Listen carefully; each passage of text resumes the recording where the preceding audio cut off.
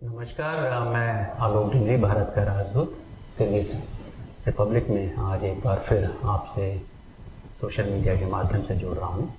पिछले 2 बार हमारी आपसे संवाद हुआ था, वार्तालाप हुआ था, और ये वो समय था जब कोरोना और कोविड के संबंध में हमारा लॉकडाउन था। स्थिति थोड़ा नाजुक थी, आप लोगों के एग्ज़ाम्स भी थे, और अब स्थिति में सुधार हुआ है, स्वास्थ्य में भी सुधार हुआ है, नंबर्स भी कम हुए हैं, लॉकडाउन भी अब कुछ रिलैक्स हुआ है, और हमारी रिपैट्रिएशन फ्लाइट्स भी अब उसका पहला फेज़ किर्गिज रिपब्लिक में अभी इसी हफ्ते समाप्त हुआ। तो सर्वप्रथम तो मैं आप लोगों को आपके एग्ज़ाम्स पे और उसके बाद वेकेशन पे बधाई देता हूँ। उम्मीद करता हूँ कि आपने कोविड के बावजूद अपने इम्तहान की तैयारियाँ पुरजोर रखी और अच्छा परफॉर्मेंस किया, और अब एग्ज़ाम और सेमेस्टर के सारे ऑब्लिगेशंस संपूर्ण करने के बाद अब हम आपके साथ जुड़ रहे हैं इस कोशिश में कि आप सबको किस तरह समय पर जल्दी से जल्दी घर पहुंचाया जा सके। पहला फेज़ रिपैट्रिएशन का जो था, उसमें हम तकरीबन 500 से ज़्यादा छात्रों को भारत पहुंचा पाए, और अब ये प्रोसेस स्पीड अप होगा, क्योंकि इनिशियल ट्रायल थे, उसमें टेक्निकलिटीज़ थी, और हम भी चाहते थे कि किस तरह से सारा प्रोसेस हो। उसमें क्वारंटाइन की आपके रिक्वायरमेंट्स हैं, बैक होम अंडरटेकिंग के प्रोसेसेस थे। लेकिन मैं आप सबको बधाई देना चाहता हूं कि जिस तरह से किर्गिज रिपब्लिक में भारतीय छात्र समुदाय ने जिस तत्परता से, जिस एफिशिएंसी से और जिस फ्रेंडलीनेस से आप लोगों ने इस प्रोसेस में हमारा साथ दिया है, कि it has become a joint project. ये हमारा सबका अपना जॉइंट प्रोजेक्ट है, और इसका ध्येय ये है कि आप सब लोग सुरक्षित रहें और जल्द से जल्द घर पहुँचें। आप भी जानते हैं, मैं भी जानता हूँ, समस्या बड़ी है, विकट है। 15,000 छात्र हमारे किर्गिज रिपब्लिक में हैं। भारतीय सरकार का Vande Bharat initiative global initiative है, पूरे दुनिया से लोग वापस लाए जा रहे हैं, और इन सब के बीच में अपने रिक्वायरमेंट्स को रखना और उसमें अपनी जगह बनाना, ये भी अपने आप में एक चुनौती है।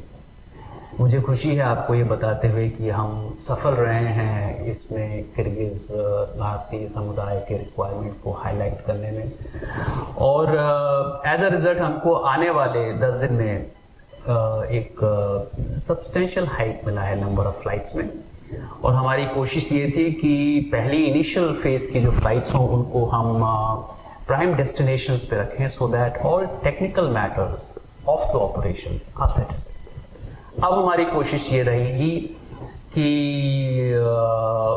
मेट्रोपॉलिटन सिटीज़ को छोड़ करके भी हम गुवाहाटी, कोची, अहमदाबाद, उज्जैन, छत्तीसगढ़, श्रीनगर,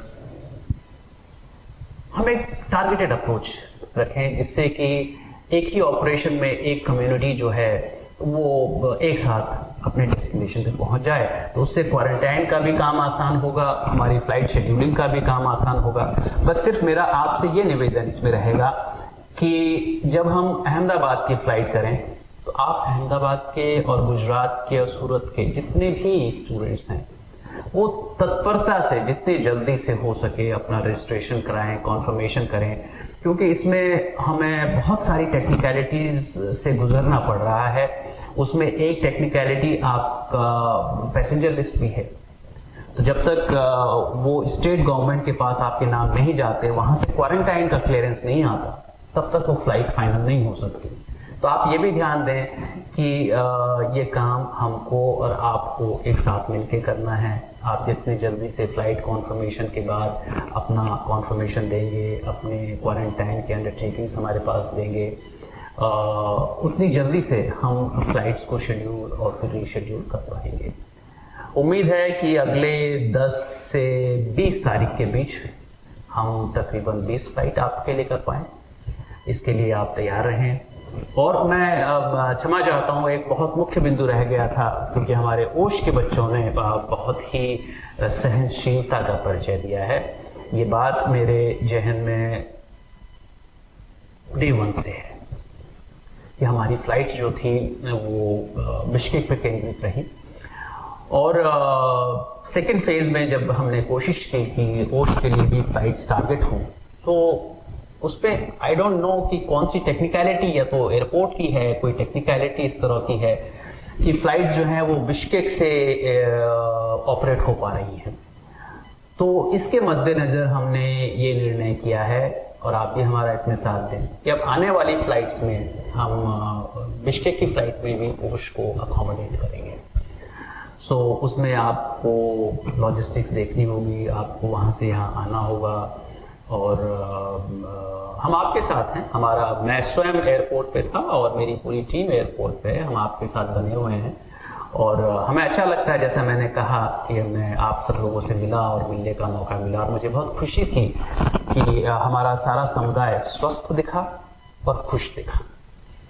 तो हम इसको सब साथ करेंगे, ओश की ज़रूरतों को भी पूरा करेंगे, और हम इसमें जब तक ओश से हमारी फ़्लाइट नई दिल्ली से शेड्यूल नहीं हो जाती, अब हम इसको इक्वल पार्टिसिपेशन करेंगे। तो आप तैयार रहें, मेरा निवेदन मेरा मैसेज है हमारे भारतीय समुदाय को ओश में, कि आने वाले 10 से 20 तारीख के बीच आप भी तैयार रहें, और हम इस प्रयास में आपको प्राथमिकता देंगे। So to recapitulate once again the major points that we have to undergo in this process, एक तो आपको अंडरटेकिंग देनी है, दूसरा आपको रिपैट्रिएशन के बाद क्वारंटाइन की जो फॉर्मेलिटीज़ हैं वो स्टेट गवर्नमेंट्स के अंदर है। तो अगर आप छत्तीसगढ़ के जहाज़ में बैठते हैं और आप तेलंगाना के हैं, तो जब तक तेलंगाना गवर्नमेंट क्लियरेंस नहीं देगी छत्तीसगढ़ को, आप उस फ्लाइट पर नहीं बैठ सकते। तो हम पे बहुत प्रेशर है, और हम पूरी सीट्स का इस्तेमाल करना चाहते हैं। हम नहीं चाहते कि लास्ट मोमेंट पे बिकॉज ऑफ क्वारंटाइन क्लियरेंस और स्टेट गवर्नमेंट के नॉन अप्रूवल की वजह से कोई सीटें खाली रहें। तो एक तरह की एक एफिशिएंसी की होड़ है कि जहाज़ में अगर 180 सीट है तो सब के सब लोग उसमें जाएं। तो हमारा ये प्रयास है, आप तैयार रहें। 10 तारीख से 20 के बीच हम तकरीबन 20 फ्लाइट्स की कोशिश कर रहे हैं, और रीजनल सेक्टर हम करेंगे। तो मेरा निवेदन खासकर हैदराबाद, अहमदाबाद, श्रीनगर, गुवाहाटी, रीजनल कैलकाटा, रीजनल जो कम्युनिटी है उनसे है कि आप हमारे संपर्क में बने रहें, और जैसे जैसे ये फ्लाइट्स हम आपको अनाउंस करते हैं, शेयर करते हैं, आप हमारे साथ प्रोसेस में जुड़ें। और इस बीच स्वस्थ रहें, सानंद रहें, अपने साथियों को मदद करें, और आपके साथ जो जूनियर है बच्चे हैं जिनको ज़्यादा स्ट्रेस है, उनकी मदद ज़रूर करें। धन्यवाद।